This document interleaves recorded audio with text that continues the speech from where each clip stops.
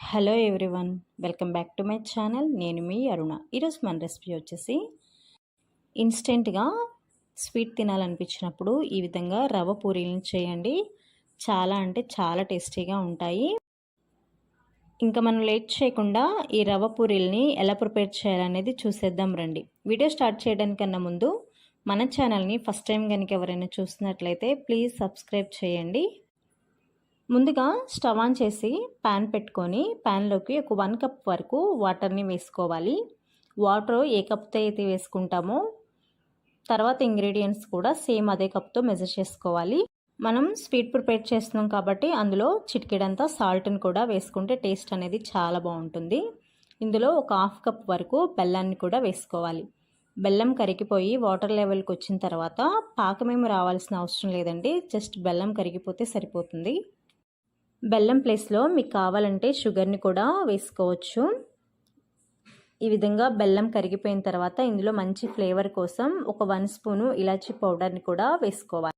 ఇలా ఇలాచీ పౌడర్ వేసుకున్న తర్వాత బాగా కలుపుకొని ఇలా మరగడం స్టార్ట్ అయిన తర్వాత మనం ఏ కప్తో అయితే వాటర్ని తీసుకున్నామో సేమ్ అదే కప్తో ఒక 1 కప్ వరకు బొంబాయి రవ్వను వేసుకోవాలి. బొంబాయి రవ్వ అంటే సూజీ అండి, మనం ఉప్మా వేసుకుంటాం కదా, సో ఆ బొంబాయి రవ్వని వేసుకోవాలి. బొంబాయి రవ్వని వేసుకున్న తర్వాత ఉండలేము లేకుండా బాగా కలుపుకోవాలండి. మంటని మీడియం ఫ్లేమ్లోకి టర్న్ చేసుకొని నిదానంగా ఉండలేమీ లేకుండా మొత్తాన్ని కూడా రవ్వ మొత్తం వాటర్ ఏమీ లేకుండా దగ్గర పడేంత వరకు కూడా బాగా కలుపుకోవాలి.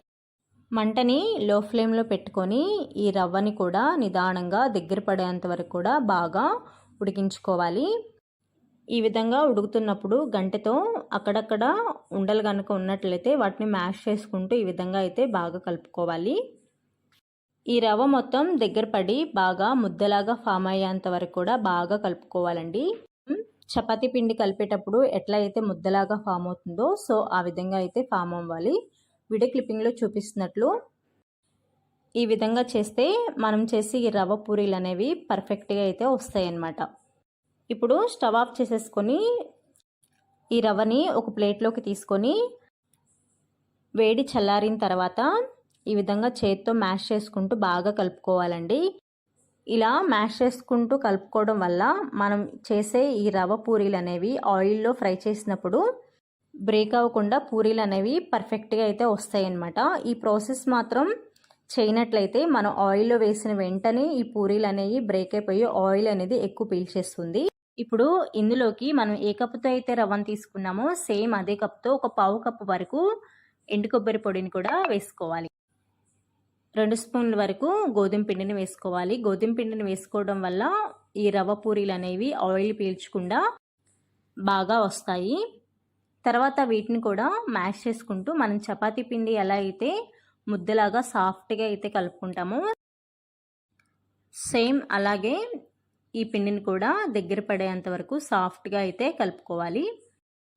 మీరు ఇలా మ్యాష్ చేసుకునేటప్పుడు సరిగ్గా కనుక మ్యాష్ చేయకపోయినట్లయితే మనం చేసే ఈ పూరీలు అనేవి కరెక్ట్గా రావు. సో అందుకని కేర్ఫుల్గా మీకు ఎంత వీలైతే అంత బాగా ఈ విధంగా మ్యాష్ చేసుకుంటూ చపాతీ పిండిలాగా బాగా సాఫ్ట్గా అయితే కలుపుకోవాలి. వీడియో క్లిప్పింగ్లో చూపిస్తున్నట్లు ఈ విధంగా సాఫ్ట్గా కలుపుకోవాలండి. సో ఈ విధంగా కలిపిన తర్వాత చేతికి నూనెని కానీ నెయ్యిని కానీ అప్లై చేసుకోవాలి. ఈ విధంగా అప్లై చేసుకున్న తర్వాత చిన్న రౌండ్ బౌల్ లాగా అయితే చేసుకోవాలండి. ఈ విధంగా రౌండ్ బౌల్ లాగా చేసుకొని అరచేతిలో పెట్టి ఈ విధంగా అప్పాల్లాగా చేసి వేళ్లతో ఈ విధంగా స్ప్రెడ్ చేసినట్లయితే చాలా ఈజీగా అయితే మనకి రెడీ అయిపోతాయండి. ఈ విధంగా సైడ్స్ని ఈ విధంగా క్లోజ్ చేసుకుంటూ చేతితో ఈ విధంగా ప్రెస్ చేసుకుంటూ చేసినట్లయితే చక్కగా మనకి ఈ రవ్వ పూరీలు అనేవి ప్రిపేర్ అయిపోతాయి. ఈ విధంగా ప్రిపేర్ చేసుకున్న రవ్వ పూరీల్ని ఒక ప్లేట్లోకి తీసుకొని రెడీగా పక్కన పెట్టుకోవాలి. సేమ్ ప్రాసెస్లో మిగిలిన పూరీలను కూడా ఇదే విధంగా చేసుకోవాలండి. ఇలా చేత్తో ప్రెస్ చేయడం మీకు కష్టంగా అనిపిస్తే పూరీ ప్రెస్ని తీసుకొని పూరీ ప్రెస్లో కొంచెం మందంగా ప్రెస్ చేసినట్లయితే మీకు ఈ పూరీలు అనేవి ప్రిపేర్ అయిపోతాయి. నేను తీసుకున్న 1 కప్పు బొంబాయి రవ్వకి నాకు ఇక్కడ 15 పూరీల వరకు వచ్చినాయండి. మనం చేసుకున్న పూరి వీడియో క్లిప్పింగ్లో చూపిస్తున్నట్లు ఈ మాత్రం మందం ఉంటే సరిపోతుందండి. మరీ ఎక్కువ మందంగా కూడా చేయకూడదు, అలా అని మరీ పలచగా కూడా చేయకూడదు. ఈ విధంగా అన్నిటినీ కూడా పూరీలాగా ప్రిపేర్ చేసుకున్న తర్వాత డీప్ ఫ్రైకి సరిపడా ఆయిల్ని పెట్టుకొని ఆయిల్ హీట్ అయిన తర్వాత ఒక్కొక్క పూరీని ఇందులో వేసుకోవాలి. మంటని మీడియం ఫ్లేమ్లో పెట్టుకొని మాత్రమే ఫ్రై చేసుకోవాలండి. ఈ విధంగా ఫ్రై చేసుకున్నట్లయితే చక్కగా పొంగుతూ అయితే ఈ పూరీలు అనేవి మనకి ప్రిపేర్ అయిపోతాయి. బయట క్రిస్పీగా లోపల సాఫ్ట్గా చాలా అంటే చాలా టేస్టీగా ఉంటాయండి ఈ పూరీలు. మీరు ఎప్పుడూ కూడా ఇలాంటి పూరీలు ట్రై చేయకపోతే ఒక్కసారి ట్రై చేయండి, చాలా బాగుంటాయి. ఈ విధంగా ఫ్రై అయిన వాటిని టిష్యూ పేపర్ పెట్టుకున్న ప్లేట్లోకి అయితే తీసుకోవాలి. సో ఈ విధంగా తీసుకున్న తర్వాత మిగిలిన పూరీలను కూడా ఈ విధంగా మీడియం ఫ్లేమ్లో పెట్టుకొని ఫ్రై చేసుకోవాలి.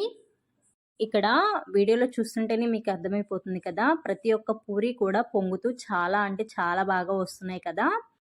ఇలా ఒకవైపు ఫ్రై అయిన తర్వాత సెకండ్ వైపు కూడా టర్న్ చేసుకొని సెకండ్ వైపు కూడా చక్కగా గోల్డెన్ బ్రౌన్ కలర్ వచ్చేంత వరకు కూడా బాగా ఫ్రై చేసుకోవాలి. ఈ విధంగా ఫ్రై అయిన తర్వాత వీటిని కూడా టిష్యూ పేపర్లో పెట్టుకున్న ప్లేట్లోకి అయితే తీసుకోవాలి. ఇలా సేమ్ ప్రాసెస్లో మిగిలిన పూరీలను కూడా మీడియం ఫ్లేమ్లో పెట్టుకొని గోల్డెన్ బ్రౌన్ కలర్ వచ్చేంత వరకు కూడా ఫ్రై చేసుకోవాలి. సో సేమ్ ప్రాసెస్లో మీరు కూడా ప్రిపేర్ చేసుకొని టేస్ట్ ఎలా ఉంది అని చెప్పేసి నాకు కామెంట్ సెక్షన్లో కామెంట్ చేయడం మాత్రం మర్చిపోవద్దు. ప్లీజ్ లైక్ చేయండి, షేర్ చేయండి, కామెంట్ చేయండి. ఇలాంటి సింపుల్ అండ్ టేస్టీ రెసిపీస్ కోసం మన ఛానల్ని వెంటనే సబ్స్క్రైబ్ చేయండి. So thanks for watching me